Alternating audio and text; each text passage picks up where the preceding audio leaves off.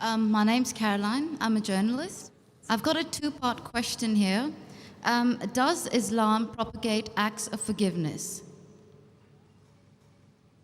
Yes or no? Does Islam propagate acts of forgiveness? To start the question, does Islam propagate acts of forgiveness? Of course, yes.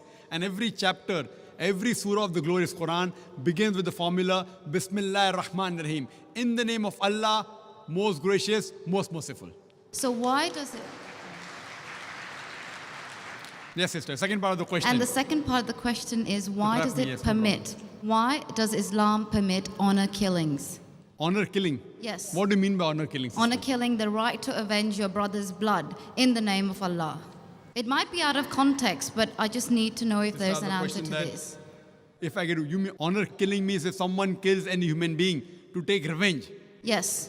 That's what you mean. Yes, because I've read a few books, and a lot of the times people have said that they are allowed to kill their brother or to kill somebody else because their brother has been killed by another human being. This was also a good question. That if Islam propagates act of forgiveness, why does it permit honor killing? Yes. Why does it permit? That's a very good question. Sister, if you analyze this mention in the Quran in Surah Baqarah, chapter number 2, verse number 178, the had penalty, the punishment of death, on the basis of qisas.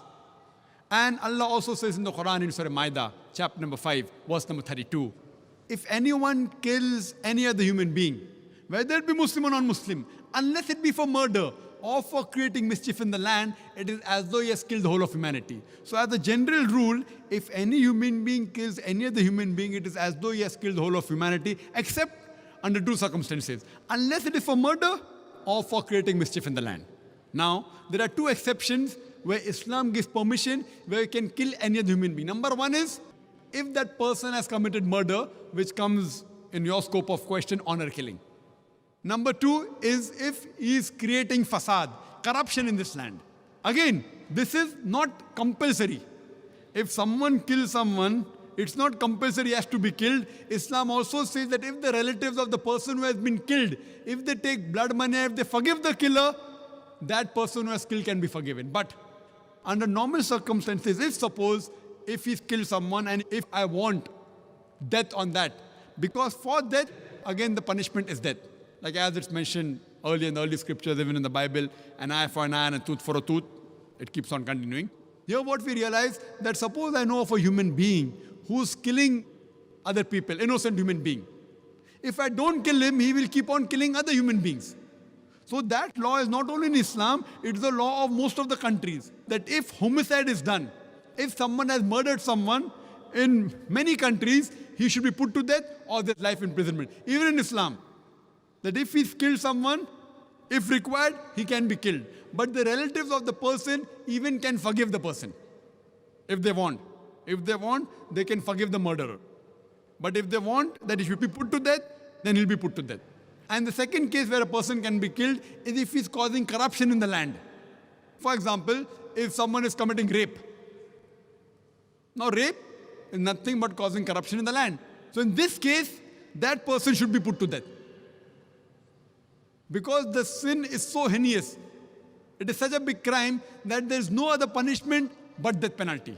And I've asked this to many non-Muslims, that God forbid, if someone rapes your mother, and if you are made the judge, and the rapist is brought in front of you, what punishment will you give him? And 100% of the non-Muslims, they told me that we will put him to death. Some went to the extreme of saying we will torture him to death. So why these double standards? You know, in America, which happens to be one of the most advanced countries in the world, according to the FBI statistics, in 1990, every day on average, 1,756 cases of rape took place. According to 1996 statistics, US Department of Justice, every day 2,713 cases of rape took place. 1990, 1,756. 1996, 2,713. Maybe the Americans got more bold. That means every 32 seconds, one rape is taking place in America. We are here in this auditorium for the past about 3 hours. Already more than 300 rapes may have taken place in America.